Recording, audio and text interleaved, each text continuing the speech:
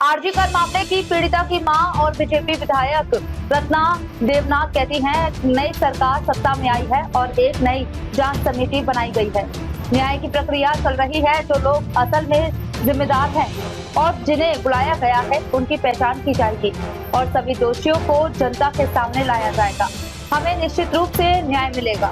নতুন সরকার এসেছেন, নতুন তদন্ত কমিটি গঠন হয়েছে, সেখানে বিচারের প্রক্রিয়া চলছে। যাদের ডেকেছেন তারা সত্যিই কালপ্রিট, তারা ধরা পড়বে এবং সমস্ত অপরাধীরা সামনে আসবে, বিচার অবশ্যই হবে।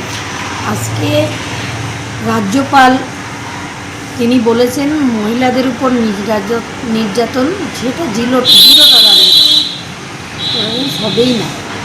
এটা আমার মেয়ের ন্যায় বিচারের ক্ষেত্রে যেমন প্রযোজ্য, তেমনি বাকি মেয়েদেরও সুরক্ষা দেওয়ার মতো। থেকে বড় অপরাধী বিনীত গোয়েল এবং মমতা ব্যানার্জিকে যদি সামনাসামনি বসিয়ে জেরা করা হয়, সব উঠে আসবে তদন্ত। কোন যে চারটে ওখানে প্যারেড চলছিল, ওই পিকনিক চলছিল চারটে, সেখানে যারা উপস্থিত ছিলেন, সৌতিক রয় ছিলেন, আরও অনেকেই ছিলেন সেখানে উপস্থিত।